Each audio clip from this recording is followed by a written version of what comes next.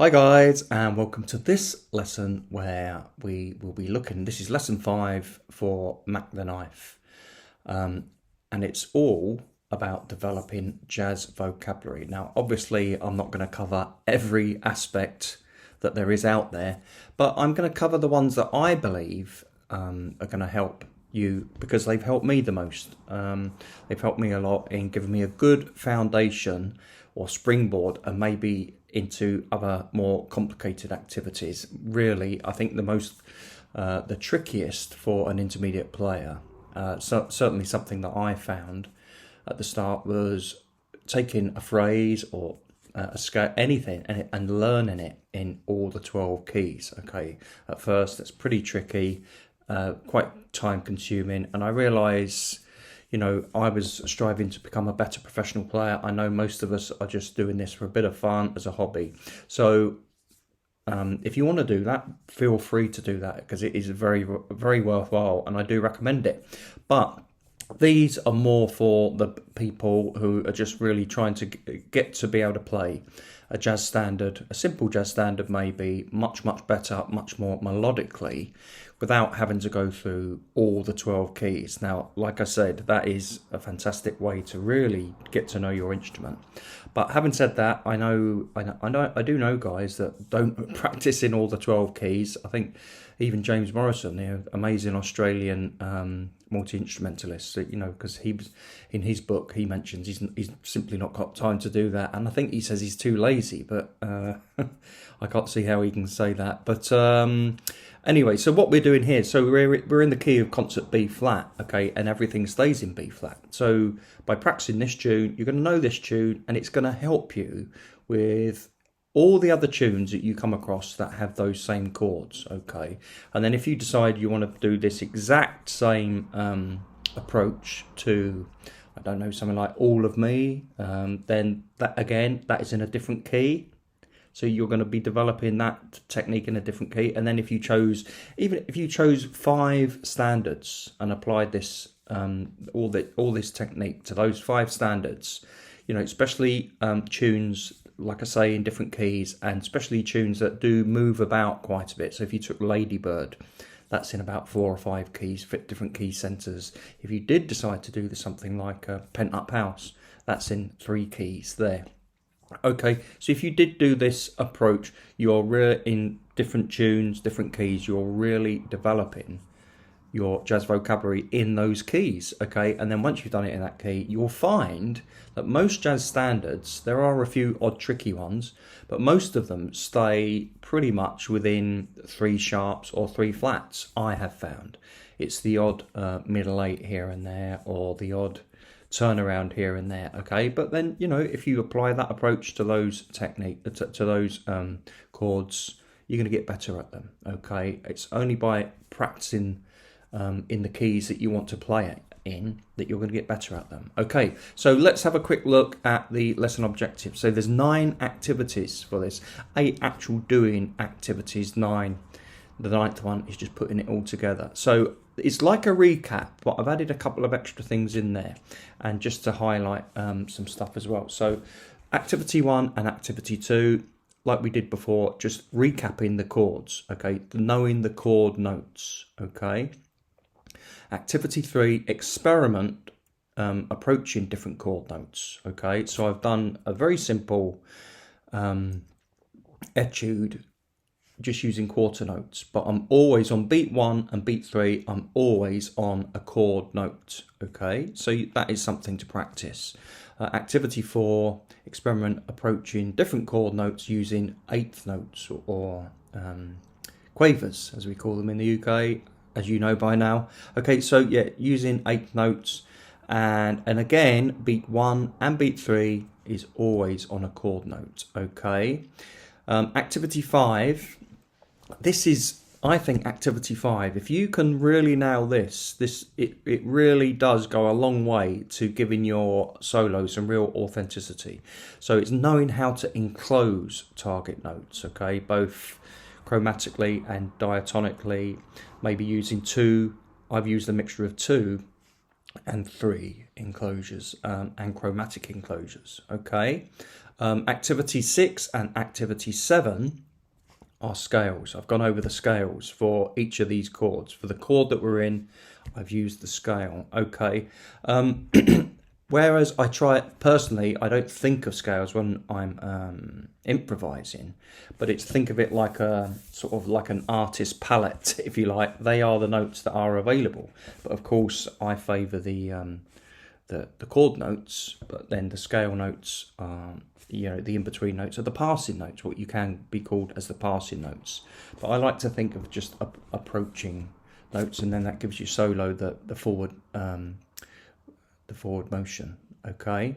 Activity 8. Can you compose? Now this is really important, and all of my favourite players do it. Okay, so straight away, if I'm just thinking like Louis, if I'm thinking of Chet, if I'm thinking of Clark Terry, they all at some points in their solos almost try to create melodies, on their own melodies, especially Clark Terry. He'll really just do a very simple, almost like nursery rhyme like melody sometimes, and then go off into something technically dazzling.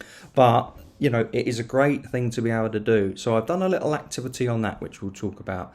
And then activity 9, I've done 2 choruses of putting it all together, of everything that we've covered except one thing. There's one thing in there which when we get to that, I'll talk about it. Okay, so then how to make great progress. So to really make great improvement in playing by ear, which is all these activities are designed to do, help us hear better. Understanding and implementing all the above information can help us a great deal. So all those activities.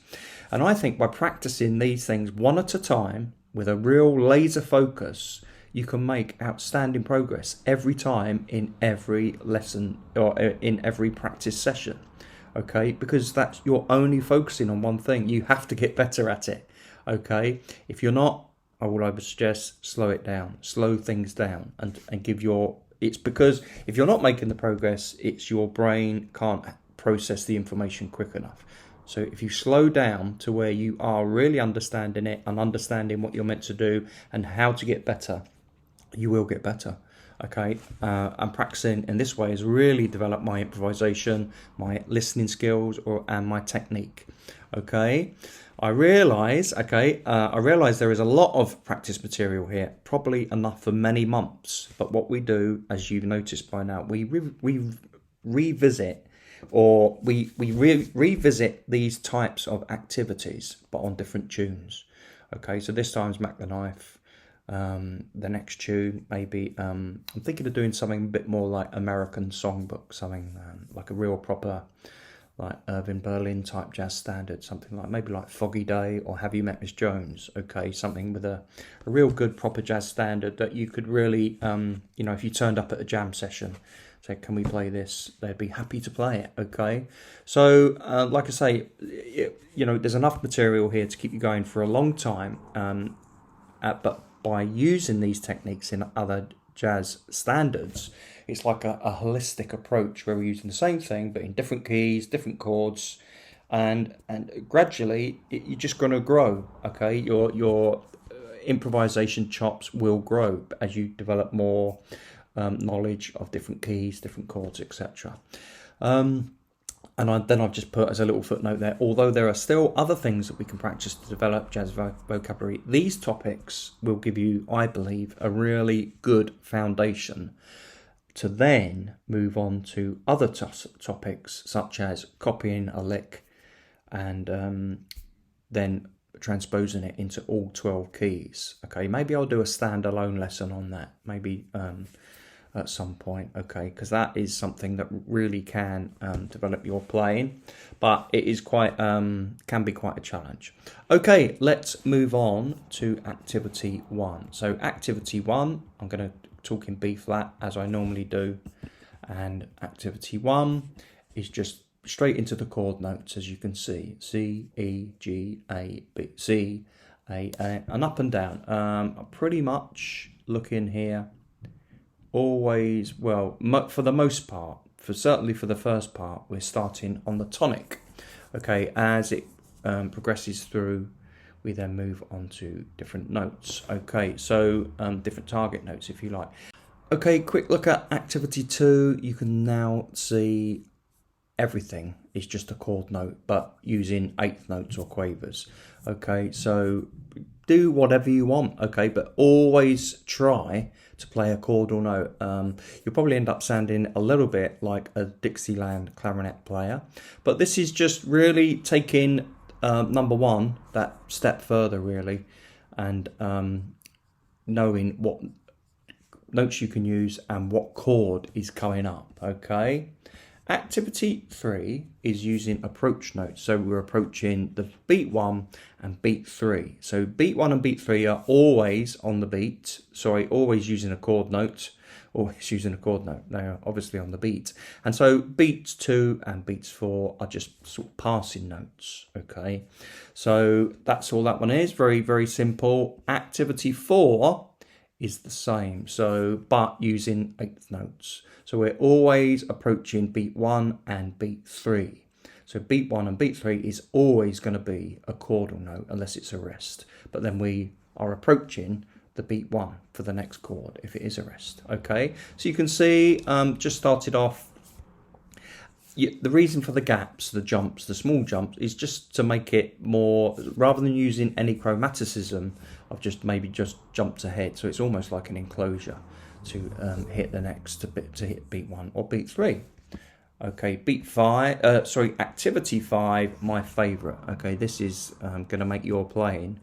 It's got a bit more of a bop type thing. It's a bit more Clifford Brown. So we're using enclosures. So if you remember when we did enclosures before, I always approach from below a semitone. So as you can see there, activity 5, look at the first bar, a tone above, but always a semitone below. And then even in the D minor chord, bar 3, still a semitone below. Line 2, I'm using chromatic enclosures. So again, beat 1, beat 3, always on a chord note. Okay, and if you look at a lot of my jazz etudes, that's what I'm doing most of the time. All of these ingredients are all over my jazz etudes. Okay, sometimes there might be something else that's, but for the most part, I would say a good 85, probably 90%. This is what I'm doing in my jazz etudes, and this is what I try to do when I improvise. Okay. Sometimes, obviously, there's a little bit more space. Okay, so there we can see activity 6, scales. Just use the basic scales, okay? So to keep it on a chord note, there's always that chromatic note between 5 and 6 on a D minor, on a C6. Every time there's a 7th chord, the chromatic note is between the 7th and the tonic. So as you can see in the G7 bar 85 going up, up, up, F, F sharp, G. That is what's called the Bebop Scale. But if it's a 7th chord, I also do that on the A minor 7 too. But notice the D minor, because it's not a D minor 7, I just use the, you could do, it's up to you. You know, as long as you're staying on a chord note, you could still use the D, C sharp, C to keep you on a chord note. But here, I use the 6th. So D, C, the B, and then the B flat. And then it puts me onto beat 3, which is the A. I'm talking about bar 91 there, okay? And then activity 7, still scales, but more like scale fragments. Very Tom Harrell, that type of thing. Okay, and then 101, it's just a bebop scale going up, resolving nicely to the C6, okay? So well worth experimenting with these. Mark Levine, in his jazz theory book, it could also be maybe in his jazz piano book, but he does an activity just called running the scale, and it very much looks like this, where all he's doing is running the scale for that chord as you're going through it. And if you, as long as you're hitting beat 1 and beat 3 on a scale, on a chord note, and you know you're going to sound quite good. The only trouble is it just sounds like you're playing scales, but for little fragments of a solo, it's going to sound good. Okay, that's activity 7. Activity 8, as you'll hear when we hear the demo, I've just very simple, almost like you're almost trying to create a new tune. So this is just like a melodic fragments. So like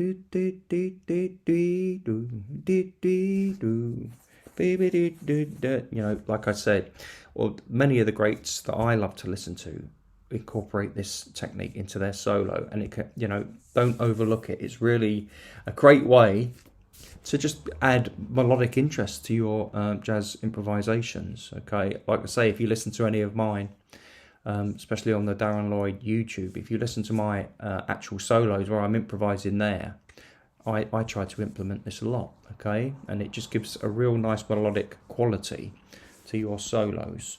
So activity 9 and activity 10, as you can see, I've tried to incorporate every technique that we've spoken about. So we're even playing chord notes, melodic fragments like we just talked. We're doing chromatic enclosures. We're just doing 2-note enclosures. We're doing scales. Okay, we're just using some rhythm. Bar 149, you'll see. That is lifted straight off. I've seen that lick twice. I've seen the two players that I've actually heard and seen use it are quite far apart. Really, is one. The first time I heard it was Louis Armstrong, and I think it's in BQ Jack. Certainly on one of the quicker Hot 5, Hot 7 tracks. And I've also heard Tom Harrell plays it. I've not actually heard the recording. I can't find the recording, but I've got a Tom Harrell jazz trumpet transcription book, and this is the lick he uses in Have You Met Miss Jones, going into the middle 8. Okay, so that is a lick, but you can also see really that is a type of enclosure, like a delayed enclosure. And again, still using, we're on for the second bar 150, we're on the third, and then we hit the 7th. Okay, and then you can see bar 153, try to use some nice beep beep ba boo. Again, just using some little bit of melodic improvisation. And then bar 157, we got a nice little chromatic enclosure.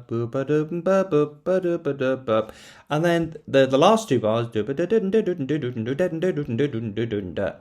a Clark Terry-esque type of riff, but just using triplets and using pretty much the chord notes. Instead of a C6, I've just changed that to a C major 7 because I'm using the B rather than the A. Okay, but it still sounds good. So sometimes the rules are there to be broken. Okay, that is a quick overview of the activities. Let's now have a listen to them. So here we go, activity number 1, and you'll just hear me playing the chord notes. Try to improvise your own version of this. If you want to, you could just start off with 2 beat notes, and then make sure you're always hitting a chord note on beat 1, and so every note you hit will be a chord note. Okay, but for those of you who are up for the challenge, try and do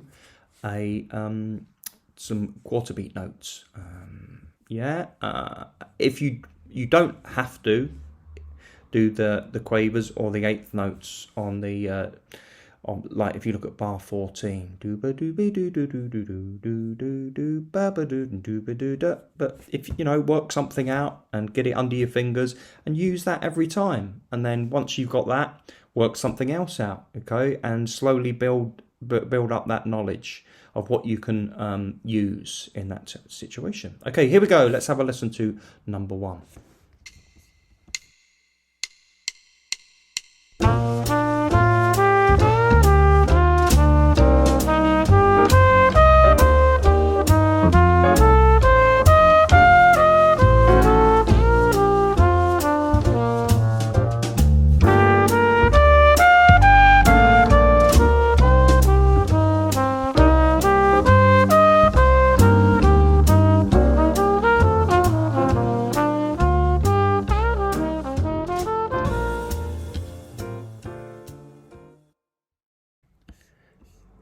Okay, here we go with number 2, much more challenging this one. Okay, but have a go, have a go. If it's a little bit too much at the minute, move on to number 3. But here is my version of number 2.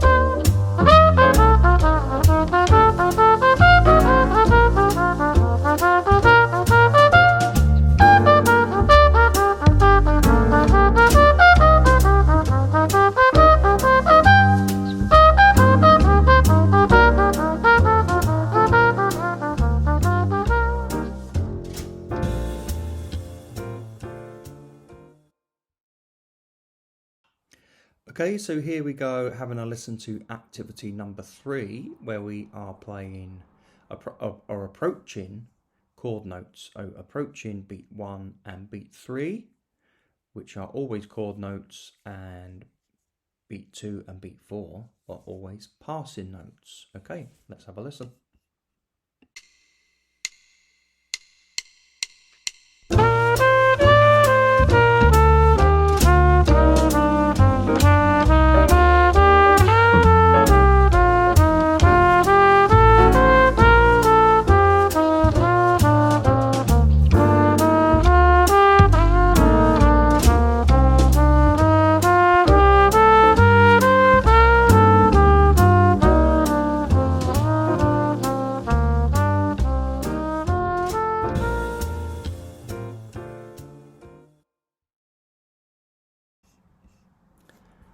So as mentioned in the overview at the start of the lesson, lesson 3, we are always aiming for a chord note on beat 1 and beat 3 and play any note you want to between them. Yeah, experiment. You could try maybe and just play literally any note and it will still sound like you're playing the changes.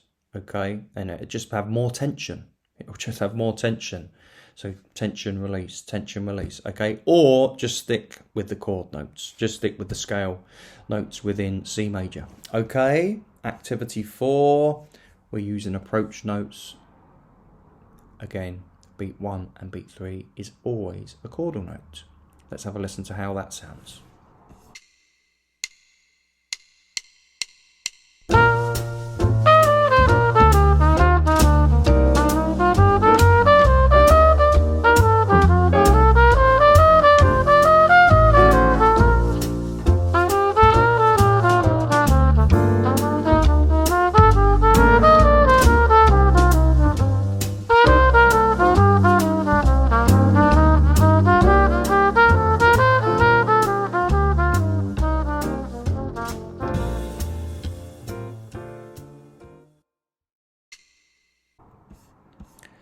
Activity 5, my favourite, once I really nailed the chromatic enclosures. It really give my solos much more, not authenticity, but it just sounds, it's players that I hear doing that, like Clifford Brown, Blue Mitchell, when they play that, just sounds great. It's just that vocabulary, that jazz language, to be able to enclose chord notes and chordal notes like that gives you playing, really lifts your solo, I think, in my opinion. Okay, let's have a listen to number 5.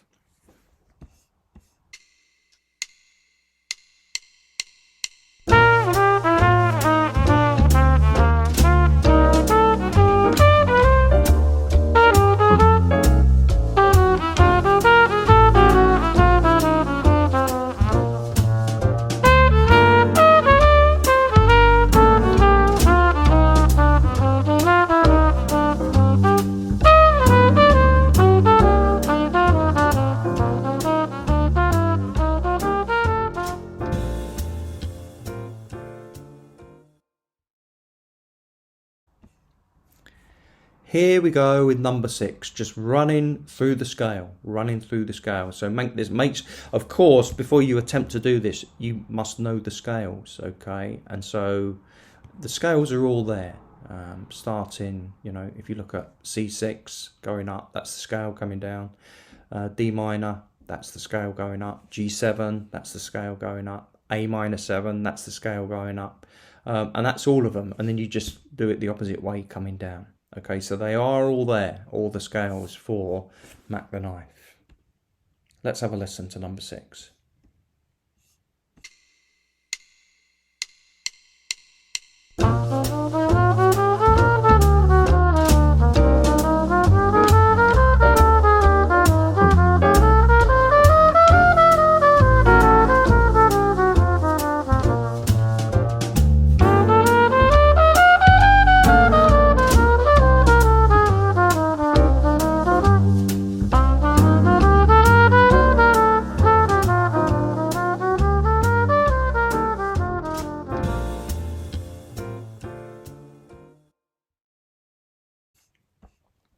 Number 7, scales again, but again, trying to hit. Sometimes if you just stay on the scale, it won't land you on the right note. So you can do be da. Okay, so bar 1 going into bar 2. If I'd just well, basically, I'm just always aiming for a chord note on beat 1 and beat 3. Okay. So that's what I do. That's number 7.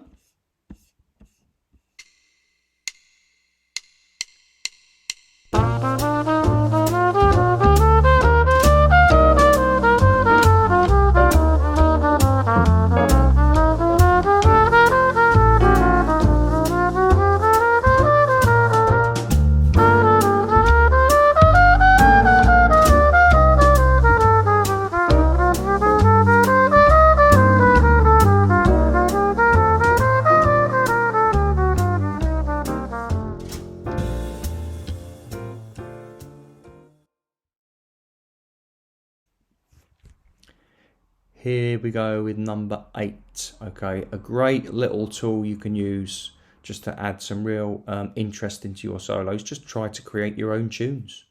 Okay, that's all I'm doing here. Very, very simple, almost nursery rhyme like. Here we go with number 8.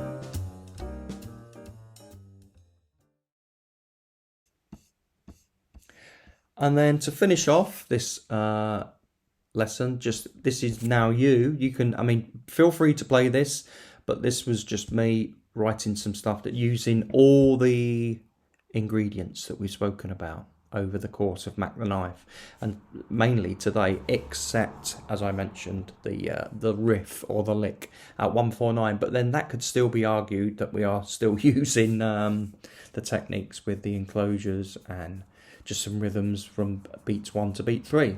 Okay, so have a listen to me playing number 9 and number 10. Here we go.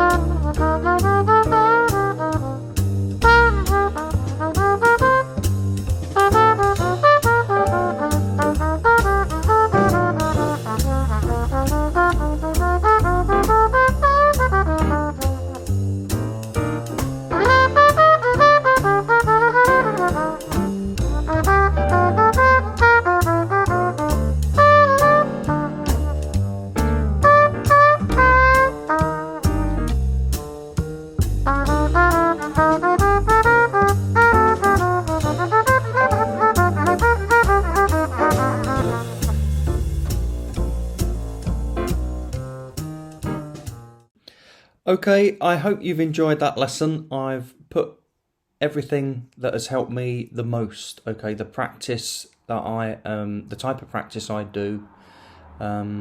Really knowing the chord notes, how to approach the chord notes, enclosing some chord notes, using rhythms, thinking back to some of the previous lessons in this scheme on Mack the Knife.